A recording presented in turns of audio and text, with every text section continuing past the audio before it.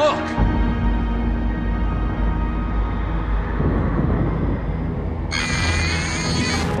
Get some help!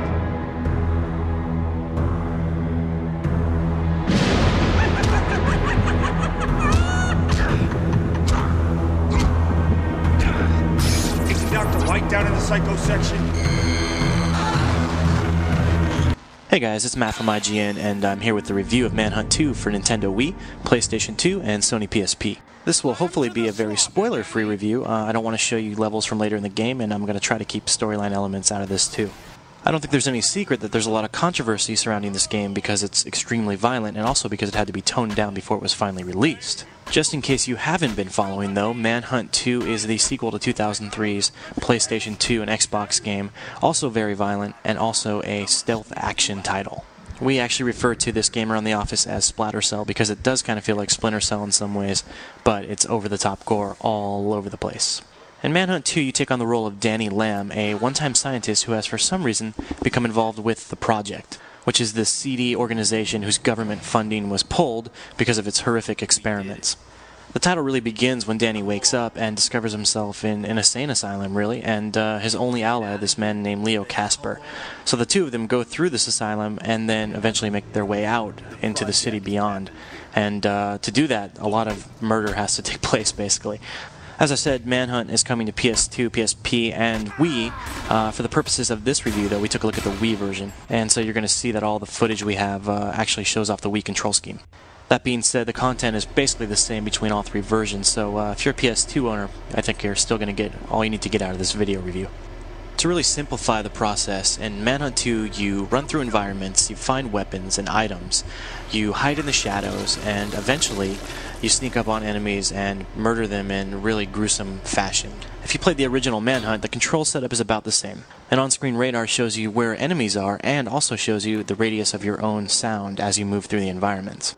If you carelessly run about, enemies will eventually hear you, and sooner or later you'll be forced into melee combat. If you're a smart player though, you will actually sneak. You'll stay to the shadows and that'll get you the jump on enemies. Danny's loosely moved through the environments and can feel a bit sluggish here and there, but for the most part, he does control adequately. He can climb objects, he can strafe against walls and peer around corners, he can use context-sensitive items, and he can use projectile weapons too. It's when you're in the darkness, new weapon in hand, and you're approaching an enemy from behind that the game really feels intense and it's actually a lot of fun. The stealth mechanics in Manhunt 2 are much more enjoyable than the action ones for a few reasons. First is that when you find yourself, surrounded by 3 guards, the camera system usually breaks. You'll never be able to get the appropriate angle, and you're eventually just going to have to run for your life and start over again. Second is that group AI usually teams up on you, backs you into a corner, and beats you to death before you have a chance to even get up again. And third, all those deadly weapons which do so much damage during the executions are, far less impactful, let's say, during melee combat. The fact that the AI in the game hears you move around the environment and may respond to that is a really cool feature.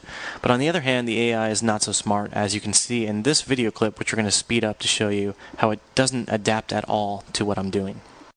When you sneak up on enemies and stay behind them, an on-screen meter will change from white to yellow to red, and these reflect the level of the gruesome kills you can perform, red being the most violent. Performing these executions is really fun and really entertaining. It's a payoff in the same way that performing fatalities in Mortal Kombat is. Unfortunately, Rockstar was forced to edit and really censor the game at the hands of the ESRB in order to get an M rating, and as a result these executions aren't nearly as gruesome or violent or quite as entertaining as they once were. In fact, I went back and played the original Manhunt in preparation for this review and found that the majority of the executions in that game are now more violent than those in Manhunt 2. This is simply because you can actually see them. In Manhunt 2, these executions have been blurred and darkened and filtered to the point you can't even tell what's going on half the time. And there's a 3-second or so lag after executions in which you still can't see what's going on, in which enemies can approach and start fighting you. Don't get me wrong though, because the game is still very gory, and in some occasions it's even scary. I would still rate this as one of the goriest, most violent games on PS2 or PSP, and certainly on Wii. To top everything off, Manhunt 2 features a storyline and an atmosphere that goes a little extra. You've got characters with smart voice work, and a wide variety of environments to explore, not to mention, like I said, some real scares here and there in addition to the gore. Plus, the storyline is not quite as predictable as you might think. Clearly, Manhunt 2 is not a perfect game, but it is a good one, and if you're looking for something a little darker and a little grittier, particularly on Wii, where we don't see a lot of those games just yet. I would definitely recommend you check it out.